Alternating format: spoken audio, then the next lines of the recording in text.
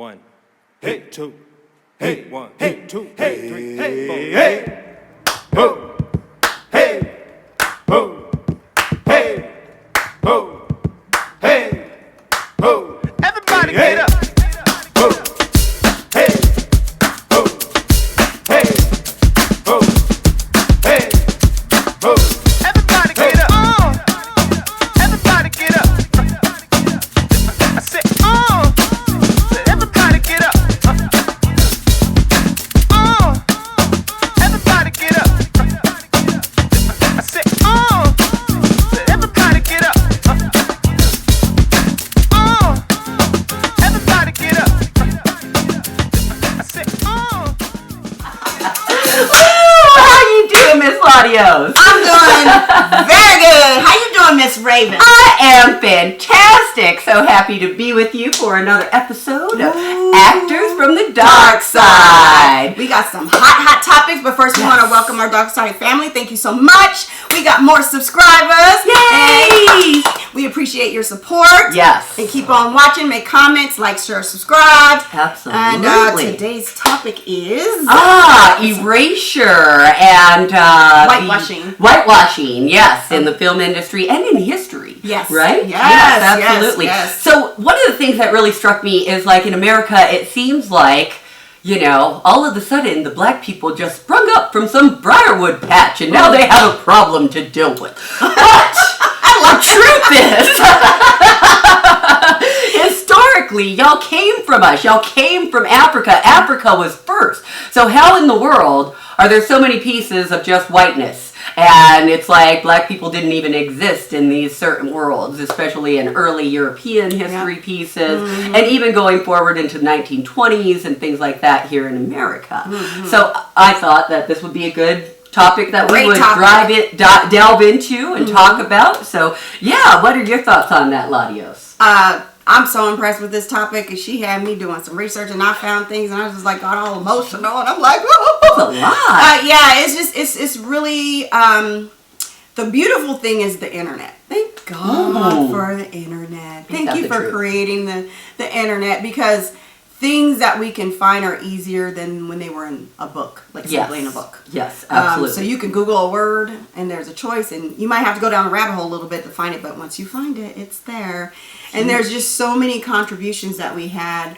I know you started with, what is it, the cross? What was it? Well, actually, it was, I gave LaDios a reference of a show called Still Cross, Still Star-Crossed. Still Star-Crossed and this was not so much Outlander. That wasn't a good reference, but Still Star-Crossed was a show that was done probably, I think, 2017, either NBC or CBS, maybe even ABC. I forget. It was 1 year. What I thought, I love this show, and to me, because I'm a history buff, to me it was like, this is what all history pieces should look like, because they had what's considered colorblind casting, but they had, African Americans, Spanish, Mexican Americans, and white people too, but all conglomerated in, Europe in the 1400s, which to me seems more true to life, because we do know that there are countless historical figures that we'll get into that were either mulatto or black downright, and somehow historically that has been erased and nobody realizes their lineage or where they came from. I mean, a great example for me is the show that I used to grow up with, which was The Lone Ranger, and I didn't find out till I was in my 30s that the Lone Ranger was a black man who was actually, in real life. So that was one of the things that made me want to bring this topic to you guys, because it's really important. It is important, and it just what's still troubling about all of this stuff that we're going to bring to you is they're still not teaching it in schools. That's right. That's the thing, is that if your child goes to school and now even in the now what they're doing, I don't know if you heard this, but instead of them saying they brought Africans or blacks from Africa over here as slaves, they're saying they brought them as workers. Right. Yeah, it was like so they're some choice. They had a choice. Like they were immigrants. Yeah, And they're still telling their story and not our story. Exactly. So we're going to give you some great information. Some of it's new to me. Yeah. Some of it's not new. Some of it'll be new to me. Yeah. And we're like super excited. So excited. And also we're going to put links in there to give you some sounding boards to just kind of go and do your own research. Absolutely. But I try to watch the show, the episode. I like watching Shakespeare. Yeah. I don't like performing it. She likes to perform it. I always say if you want to make the English language a foreign language, just do some Shakespeare. Yeah. I love watching it. So I didn't get a chance to watch it, but I did, kind of peruse through it. When I went on my laptop, I had to pay for it. Oh. But then if I go on my TV, then I don't have to. So anyway, I like what they're doing is implementing a lot of diversity with casting roles. And cross colors is great. But do it because it's the right thing to do, not because you have to have a set amount of numbers of people of color on the set or you want to look good. And so that's always my back of the mind question. Like, Sure. did you put them in the role? But I also like they're giving a plethora of different races, from A to Z. How do you feel about the musical Hamilton? And Ooh, I cannot wait to see that. Yeah, I cannot wait to see that. it either, and I feel so Has it bad come out yet? because it came out on Disney Plus, Okay. but I don't have Disney. I don't have Disney Plus. So that's my issue. But and I don't like cannot to subscribe. personally. Okay, I cannot wait to see it. Like I said, I love stuff like that. Mm-hmm. So I'm super excited. It's so unfortunate. Like it's not. I'm wondering if they were going to actually put it in the theaters originally, but because of COVID, now it's kind of going to. Oh well, channels. it's yeah. Yeah, that's what I'm wondering because Yeah. I really want to know how good it would have went or how good it would have done at the theaters. Oh, it did huge though. Remember? Yeah, it did huge. Really? Remember when it came to Denver? It sold out in one day. Oh, You could not get in to see Hamilton, and they were actually supposed to be bringing it back right around The thing now. is, I didn't know it was so diverse. But I just wanted to see this it. is one of those where it's like the diversity, and I did hear somebody. There was a recent article where it was like by casting black people in these roles, it almost gives these evil white people a pass because now you're not looking at it through what they actually did and what they were actually arguing about. Because I've listened to it, and you don't really get, at least I don't, that they're really talking about slavery and really talking about those kind of things with the Treasury.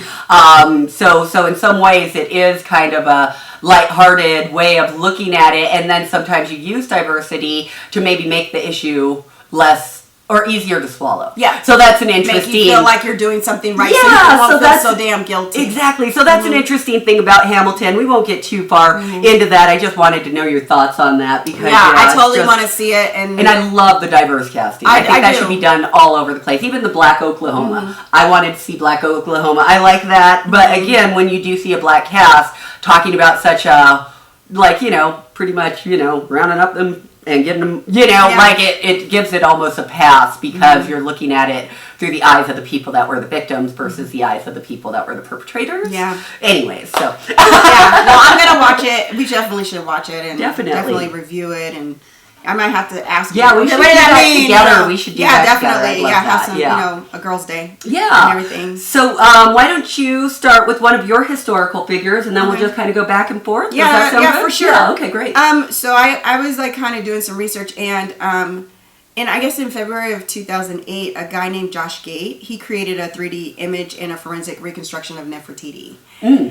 Well, I'll put the link down there below, but when they unveiled it, it looked nothing like the Nefertiti from Africa. Right. She was very bright, Yeah. had white features, they were like, what? And so the thing about this whitewashing of taking people in and out of like not really putting them who they are, what they look like, and why is very frustrating. And they made a big stink about this, and no one, which was very disheartening, no one challenged him in like, what the hell was that? Right. Huh. And it's like, why are we not challenging it? And I know something on my nose. I know I'm a part of a black folks group, and the first hour we kind of do check-ins and see how we're doing. But what we had all agreed was not to let our counterparts to make them accountable for their actions. Like, why did you do this? What were you meaning by that? Not to let it go anymore. And I think we don't have to be there. You don't have to be mean and abrasive. We can ask gently, like, why did you do that? Sure. And I think if we start doing that, then we can bring these changes, and people will feel so, I'm offended, I'm not racist, kind of thing. But that was like really weird to me. Because she looked like nothing. And I remember that imagery. But I will say this. People, and I want to be clear. Africa has our counterparts, and our colors range from jet black to brighter absolutely. than you. And then some of our people. And especially in Egypt. Yeah, and some of our features are more, Caucasian looking or thinner. But be realistic. Like, come on now. And anything that I've ever seen, I've never seen that look for Nefertiti. So it was just like, wow, I did not. That was weird. Yeah. What you got here? So the very first, America's first sex symbol, one of my favorite people is Betty Boop. And a lot of people, even though she's drawn white, do not realize that she's an adaptation from a singer at the Cotton Club who was Baby Esther. Yes. So that's where her actual imagery comes from. And, one of the things that always strikes me when it comes to history and slavery and those things, a lot of people try to talk about the fact that it was all about labor. And I'm sorry. A whole lot of it was about free sex, and free sex with really exotic, beautiful women, and not having to have any repercussions or, tied to those women. Yeah. Especially in America, if you slept with one of them, basically that was $1,000 pup. So yeah, a baby on the slave market went for about $1,000. So that's what a lot of slave masters would do, would sleep with their stock and then sell their babies. That's always been taken from us as black women. Yeah, and we're always beautiful, overly sexualized. Yes, being beautiful, being loved, right? We've always been one to be had sex with, but not the one to be loved or adored. So the fact that Betty Boop is still a loved and adored character, and is really just the sweetest thing ever. She was a black woman. Yes, just letting you know. Just letting you know. That one I didn't know that one. That was yes, good. I did know that was a depiction from that day and age. Yeah, that was that one I did know. And I always, for some reason, which is so funny, I always loved Betty Boop, even before I knew she was black. Yeah. But there was a time when I was really into Betty Boop that, people were coloring her, and someone said, well, why would you color her? She's a white woman. But I liked her when she was, colored. Yeah. Or you made black, black, whatever. Or brown. Yeah, brown. But I still, whatever she was, black, white, or whatever, I always loved her. So it's just kind of subliminal that the undertone, the energy was made from a black woman, which is why people fell in love with her. Absolutely. Isn't that funny? Absolutely. So it didn't matter if she was white, black, Hispanic, or whatever. She was loved because she was a woman of color. Sure. The next one, and we kind of touched on some of this with Spike Lee. He really has covered the history of soldiers. This one I didn't know. BBC is like a channel for Europe. It's a European channel.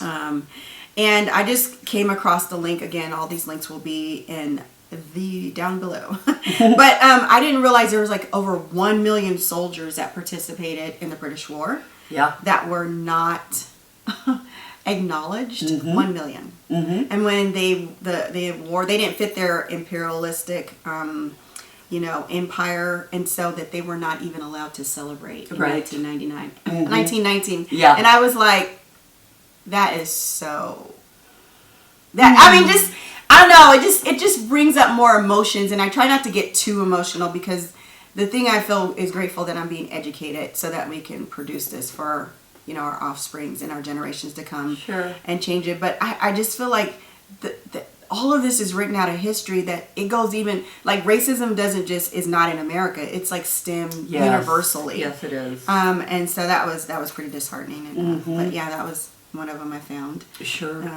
Yeah. They even, I was looking at Dr. Claude Anderson yesterday with Boyce Watkins, and he was even saying that in the Civil War here, that they would recruit Native Americans. Sure. to capture black people. Yeah, that wasn't just during the Civil War. Yeah. That was from the beginning of time. Yeah. They always pitted us against each Yeah, other. and so I was like, I mean, it just, okay, so I'm going to be honest. Like, crazy history rewards is, as well. Yeah, history is not like my strongest subject, but it's not a subject that I'm not open to because I love to find out. Mm-hmm. So this was a great challenge for me because I was like, oh my God. I mean, but that was crazy. Yeah, Anyway. absolutely. One of the historical figures that I was not aware of as far as being African American was Alexander Pushkin, who is the pretty much the father of Russian literature.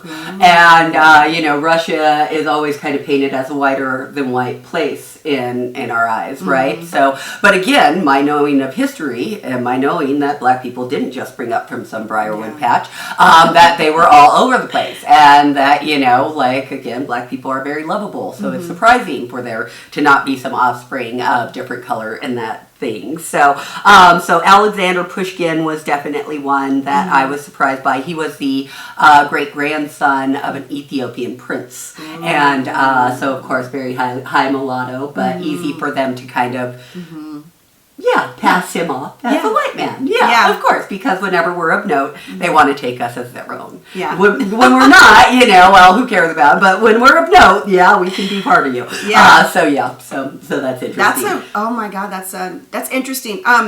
Did you watch MTV much when you were growing up? Of course. Okay. Yeah, Do you remember especially Michael Downtown Jackson. Judy Brown? Of course. Okay, The so British she was- accent. Yes! I love me some Downtown Julie Brown. She was Judy my Downtown Judy Brown was my influence of learning how to talk British. And so I remember when I went to an audition, I used the British accent because I was just intrigued that she had, this is a black Brit. Anyway, this casting director made me feel like so small because she was like, I was just bringing the character to life and it was fun. I don't even remember what the audition was for at the time, but she says, "Why are you talking British? There are no black people in British." Oh! And I'm talking about. I'm serious. This is why we have to study who we are and know who we are, because I was too ignorant to dispute it. And I didn't even say, well, on MTV, there's Downtown Judy Brown, and she's British. Does she make up? Because I was just so humiliated and intimidated by this figure. Bitch. But it just goes, we come from all over the world. And that white supremacy that's being implemented when you're in school, that was implemented into me at the time. But I had, to decompress and debrief and put all these, do the research and really learn who I am. But I will never forget about that moment because I thought maybe there aren't any black people in Britain. I have a message for that director. Hey, bitch, you're a cunt. Anyways. And that is what I'm saying. Yeah, but to our viewers, there is a black British series right now called May I Destroy You on HBO that I highly, highly recommend because it is just so fun to see black people in Britain with their accents and living life and the way they party and blah, blah, blah, because we're everywhere. We're everywhere. You cannot erase us. Damn it. Stop it. Yes. Stop trying to erase us. Yeah, no. So that breaking. was, so when you talk about, he wrote you said it was Russian? Yes, Russian literature. That just, oh my God, how come we don't know these things? Exactly. Yeah. Exactly. All right. And real quick, let me just give another one. Yeah, Alexander Dumas was another French author from the 1700s, and he was was mulatto as well. He wrote The Three Musketeers, The Count of Monte Cristo. I do remember that. I remember that. Yes, absolutely. And Count of Napoleon Monte was Cristo. going all over the place. He was just as bad as the British Empire. Yes. So of course there were black people. Yes. There were black people in Europe. Who do you think their concubines were? What the fuck? Like, come on now. Yes. Go ahead, girl. No. That, honestly. So the next person that I came through, and I knew about this guy, I just didn't remember his name, was the black man who invented the traffic lights. Garrett Morgan. He was from Cleveland, Ohio. Yo, Cleveland! I'm from Ohio, Middletown, but yo, Cleveland. Anyway, in 1912, well, he did two things. I'll start with the traffic light. So he's seen a really bad accident. And so he created, because I guess the lights were like, they were flickering out versus he aligned them. Wow. And he had patented it like in 1923 with an audible system, giving drivers time to stop. Okay. Like the yellow light. Because it would go green. Yeah, green then stop. Green, and then, so that yellow light, and then he aligned it. He saved millions of lives. Millions of lives. So then, his next invention was, he created what they called the smoke hood inspired, it was called the smoke hood mask. Okay. And it was basically a gas mask, but it was inspired by firefighters going in to save people. Huh. So he created that. It was patented in 1912. He filed a patent in 1912. Way to go, black man. And the patent eventually 2 years later was awarded a gold medal. Wow. And he was later by the International Associations for the Firefighters, or the Chief of Firefighters. But there was a time when he created this mask. There was a fire going on, and people were going in. They were scared to go in, so he used his mask to show that it does work. Wow. And he went in and he saved lives. He was a hero. He had to risk his life to get people to listen to him. And what happened was that from that from the time that he saved them, he had health issues because of the smoke that he inhaled.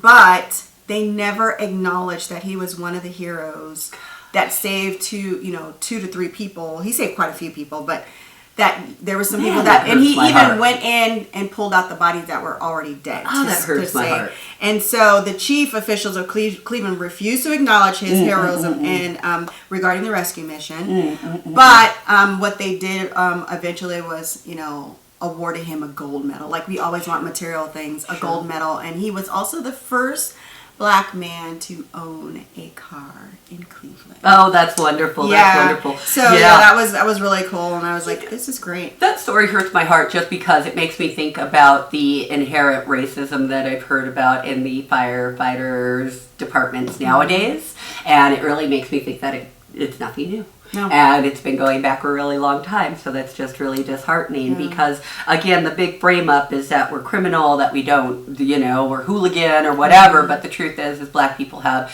an amazing capacity for love and to be helpful and have contributed so much to this country that it does break my heart to, Anyways, I'm thinking about John Henry, right? One of the things that I was kind of offended by last year, I heard that The Rock had accepted to play John Henry, and I was like, no, because no, you're not Black. You're not a Black man. You don't even want to be associated as being Black. Really? Yes, he's very much like, no, I am Samoan. When people used to try to call him Black back in the day, he got very offended. So, A Rock, please turn it down, because you're going to be doing what we're talking about right here, whitewashing our fucking history. So anyways. So are they still doing that? I think it's still in production. I don't know where they're at with production because of COVID and all of that, and it might have changed. So anyways, we'll get back on topic. One person, and I think a lot of people will know about this, and I'll be sharing a link that'll have a bunch of my historians as well. But Queen Charlotte, she was the Queen of Britain during the 1500s, or I'm sorry, I think it was 1571 or something around there, but it might have been later into the 1700s. That's why I'm sorry. Because I honestly believe that she's one of the reasons why Britain was starting to pull away from what they were doing with the slave trade, and one of the reasons why Britain was sending soldiers to live with the colonialists because of the horrific things that they were doing here in the Americas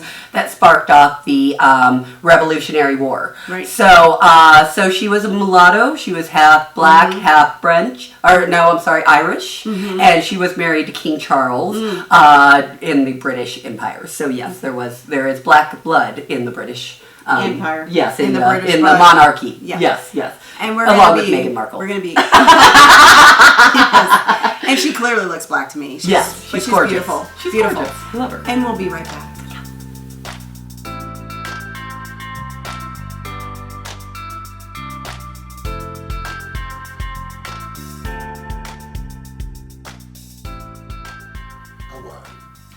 A two, a three. God damn it. We're back. Mr. King is a trip. Anyhow, we're going to talk about John Henry. So we were saying that, I was asking Rav'n, was that the John Henry that just came out with Terry Crews? I haven't seen that. Okay, Yeah. it was actually pretty good. Okay, nice.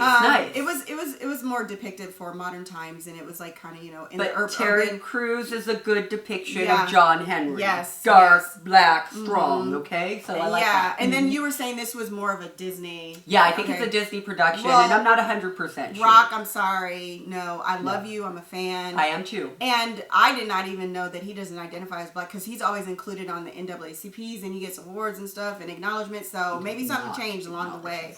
But that also reminds me of Zoe Saldana. I just heard on the Breakfast Club that she submitted a big apology for playing Nina Simone. Oh. Which I will say she did a very good job as far as acting. Of course, she's great. But actress. they had to literally put dark makeup on her. Wow. And make her dark, because Nina Simone. Wow. was Yeah, super she's dark. like the shade of Lupita Yeah, Nyong'o. so they put dark makeup on her. Wow.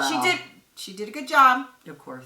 but she had apologized because when it was coming out, the Americans was like, no, you shouldn't. And she was like, but I'm a black Latina.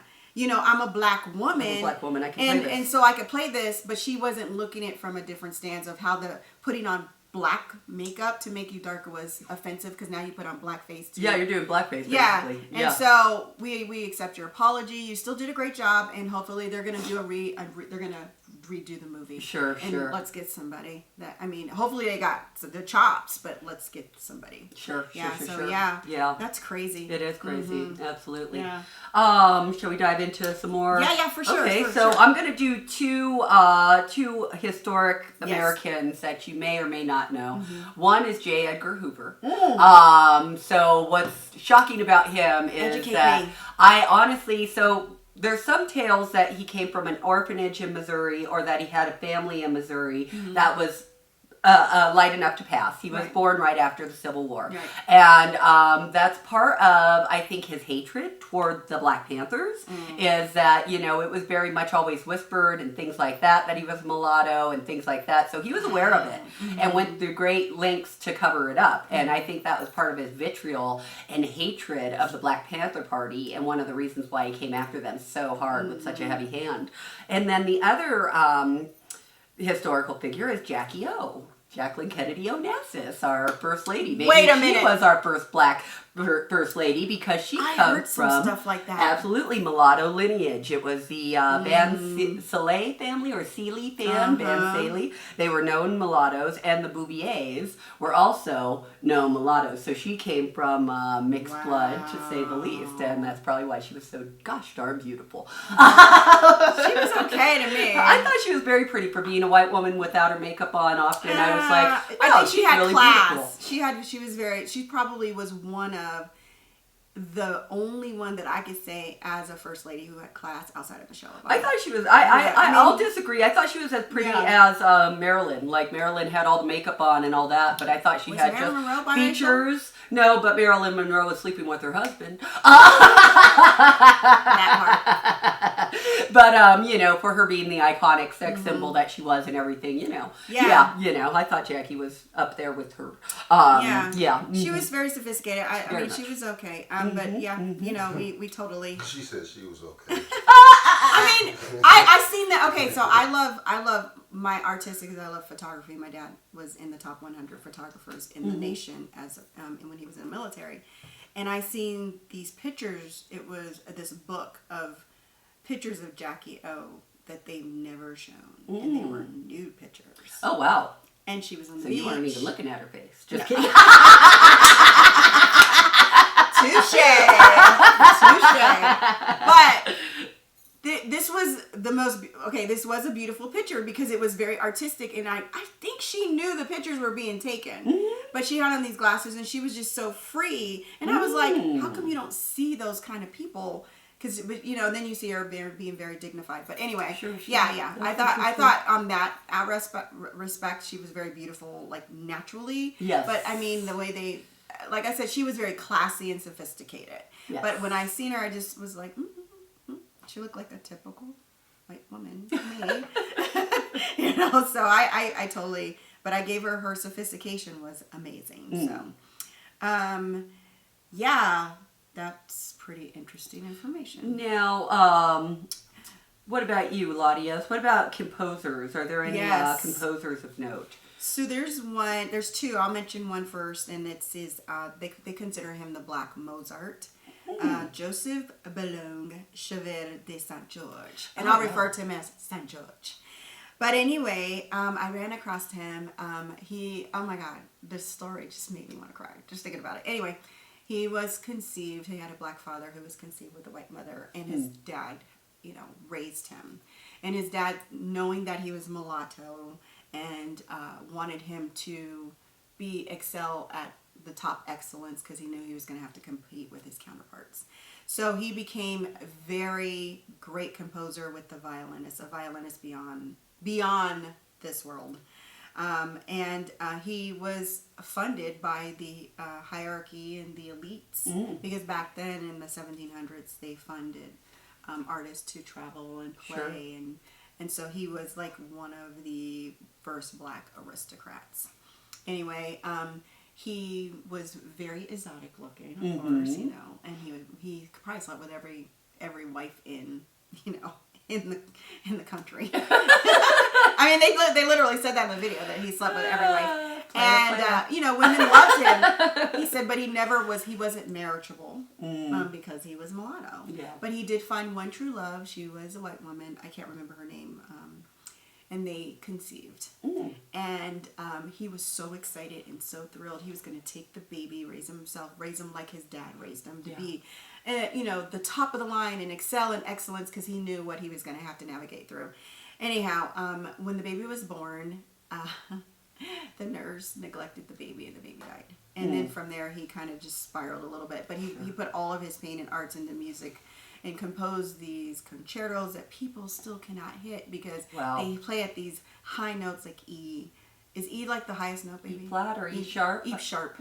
E sharp. And so he put all his work in there. And then, so there was this big audition to play for this, I can't remember if it was like a symphony, but he went to go audition, and then when he came, people were appalled that a mulatto man would come, and so we're just shocking that they could do anything, huh? Well, they were appalled that put on his hands. No, it was like you have the audacity to come and audition for us. No, and so they rejected him, but the worst part that was most humiliating and insulting was that not only did they reject him, there was nobody that could play better than him. So nobody even got hired for the part. Course, yes. So then he continued on with the people who would fund him, still passing as a mulatto. When he was with his friends, they were like, oh, he's we love him, but. Then I can't. He ended up getting into going into war, and he had no tactile skills. He had to be trained, but they asked him to lead it. He kind of struggled because he was trying to lead for freedom for black people. Anyway, they ended up. He came back from the war. He led his troops. He was very successful. He came back, and they arrested him for betraying his country, and he went into jail. Now that they knew that he was a black person, now he was no longer considered a mulatto. Wow. And then one of his counterparts who had been funding him, who was a white aristocrat, had backed away from him, didn't help him, and so they ended up, when the war ended up continuing, they won the war, and he tried to do a plea like, hey, I've served my country, I've done great art, I did a contribution, I have so much music, please let me free. You guys won the war, you guys passed this law that blacks will be free, and they declined it. Wow. And he died in there, and a lot of his composing of music was lost, and there's just very minimal, but he was a great contribution to the classical era, and I love classical music. Oh my god. Yeah. It's so funny because I took a class, a jazz class, and a black man was teaching it, and he played the the saxophone. Okay. But what they did is they started from the very beginning and then came up to jazz. I remember him mentioning this person, but he never said he was black. I don't remember, at least I don't remember, but because I took that class, I had such an affinity for classical music. Sure. Oh my god. So yeah, it was so sad. So I was like so emotional, and I was like, God, can't we get a fucking break? You know, like, can't you just give us what we want? We just want equality. Can't we get a fucking break? And the fact that he never got, I mean, That's so I'm much not, of it our- doesn't matter that she was white because that's all he was around, but she couldn't even love her and have his own child. They killed the child. That's so much of our ancestral kind of trauma, right? Is being a person of note, and then just living your life out behind bars. Yeah. Or can't that's be free. Yeah, that's our can't that's be who our you are. ancestral trauma. That's what adds to so much depression and so much stress and anxiety as an African American that y'all just don't even get. Yeah. Like, I'm just And we I'm can't, just and saying. at this point, I think we're just so tired of explaining our pain. But this piece that we're doing is for educational purposes. Absolutely. I'm to so let you guys happy that know- we're doing this. Yeah, I'm so glad that you picked it because I was like, no. She wanted to cancel. She's like, nah, we won't do it. I was like, no. I don't know if it's fleshed I out. did. I don't know if it's fleshed out. Yeah, I was like, you gonna do this. We gonna do this. We got. Yeah. So yeah, that was like really. Just breaks my heart. Yeah. Anyway, that is heartbreaking. Yeah, go Absolutely. ahead, hit some more. Well, let's see. Just a couple of. These are really ancient kind of characters that you'd probably have always grown up as thinking that they were white. Hannibal of Carnage, St. Augustine, Santa Claus, which is actually based off of St. Peter, who was one of the three wise men, and he was one of the givers of gifts. I've heard that's, that. Yeah. And then Alessandro de Medici, he was the leader of the Moors, and why we had the Italians, basically why we have Italians, right? Yeah. The Moors were from Ethiopia, and then they kind of merged with the the Spaniards. Europeans and Spaniards to create Italy. Yeah. And I think Alessandro de Medici was the father of the first pope. So he was a black man who fathered the first pope. So interesting facts because we're just getting erased. Yeah, and so we're yeah. not going to be erased because No. we're telling you we're here. Yes, Yeah. yes, and our history is important because it's your history, god dang it. Yeah, You so know? you need to know who you are and how much big contributions we have. Absolutely. So there's a couple more. We have Beethoven. Yeah. Everybody knows. Well, no, they don't know. They don't know that he's black. Yeah, they know. Yeah. It's amazing. Yeah. So when he was with his black friends, he was referred to black, and when he was with his white friends, they wanted to label him mulatto. So they used mulatto Yes. because mulatto did not necessarily identify with black. Right. You could have been but he had a black Spaniard and black genes in there, and anything like that was connected to the African descent. It was like not good. Yep. So they would say they were mulatto. And then one of the interesting things is that they forced him to wear powder on his face when he went out in public. Wow. So that And- he wouldn't look like black people. He would light his skin. But that's blowing my mind right now because that was the custom in France. So how many people were walking around with brown skin and they were powdering it out? And they were probably Oh my passing God, on who they yes. were. Damn That just straight. because I was like, why did I used Wow. to when we would watch these shows and I say, James, why they wearing makeup? Like why they got this powder? But anyway, he was also forced to have a body double, a stunt double, to paint his picture. And that's how he got blonde hair. Oh blue my eyes. God. Yeah, I did not know that. And then when he was in his late 20s, he lost his hearing. But Yes, I do remember this that. man was so freaking amazing. He learned how to do it through the still vibrations. composed several more pieces after that were amazing. And he's in the books, but he's not in the books as one of black. us. So now you know. Yep. This is Yep. how. So, and one of the things I like that you picked this piece because this shows us we can be beyond freaking entertainers and football and basketball. We do great things All from the time. music to doctors to lawyers to scientists, but society pushes us. Oh, you can go into that because they want to keep us, Separate. separate. Mm-hmm. My last couple of ones, and then we'll bounce off because some Sure. of these she had duplicates. Yeah. Just over the years, how Hollywood has really erased us. Lauren Olivier, who wore blackface in Othello. Oh, I want to make a note about Othello. Yeah. So Yes, tell us about this story. when I first started acting, I got a list of books that I should go and read, and one of them was called On Acting by Stanislavski.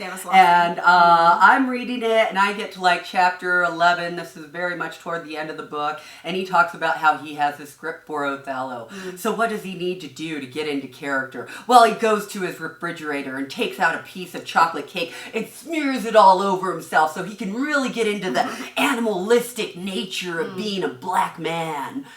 So fucking offensive. Like, a black man is no different from a white man at the end of the day, and that is the truth, right? Our differences are as far as how we look and our background. Other than that, we're all the fucking same on the inside. And we have the same like the problems, same parts, the same hurts, the same all of it. Yeah. So, a white person, if you're studying, you don't have to go through all that. You don't have to make yourself some other or whatever, right? Yeah, I mean, if I'm looking at a white monologue or whatever, I make it my own, but it's not like I have to go and put on a blonde wig and now I'm Becky and la la la. Like, no, that's not necessary. That's fucking racist.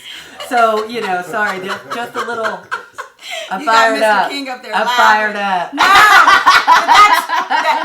No, his argument was probably, I'm doing method acting. Exactly. Well, if I'm going to play a drug dealer, I don't need to do drugs. I could go and speak to someone on drugs. Thank you. You don't have to play drugs. But and if he really wanted to understand the black experience, he could have put himself around black people. Thank you. I've heard about Stanislavski. And they always reference him in theater like he's God. I'm sorry. And this is a message to the casting directors, to the producers, to any of y'all that are watching that have a role into who gets to be at the table and who gets to play what. You should have black extras. I don't care what the friggin' period is, because we exist. You should have black people in the background and things like that, because there is no such thing as an all-white world. So really quit isn't. painting it. And it's just not. stop. It's not there anymore, It's dear. just stop. I'm sorry, you can't make it up. Because Thank you. we are telling our own stories and you can't stop us. Thank you. Ain't no stopping us now. Hey. We're on the and then there was Katharine Hepburn when she did the Asian makeover in Jade and the Dragon Seed. I looked at her. That's wrong. I felt for you, Asians. Elizabeth Taylor when she played Cleopatra. And I was going to say, and Elizabeth Taylor did it to us. So that whole thing's wrong. It's all wrong and what they stole from us. But you got some over here. I think I have a couple. I'm trying to. Don't forget about him. Yeah. Yes. This is where we'll end it. Actually, it's Clark Gable from Gone with the Wind. And why y'all are so in love with him? Absolutely, he is black and Native American. He stood up for Hattie McDaniels when they tried to segregate the restrooms and things like that. He said, I am not performing until there is equality on this set. Yes. And so good for you, Clark. And again, why he was so dang good looking. Absolutely, he is handsome. And we can see why. Yes. Yes. Yeah. They did a lot of whitewashing and there's several actors back in the 30s and 20s that hid their identity that were biracial. There was was it Greta Garbo? Don't quote me. Wow, really? It was Greta Garbo, I think. I will double check. She has my birthday. But I think she was like Hispanic. Really? And she covered that up? Yeah, and they covered up. I will get this, but it was one of those those beautiful bombshells back in the 20s and 30s. And I was like, no, what?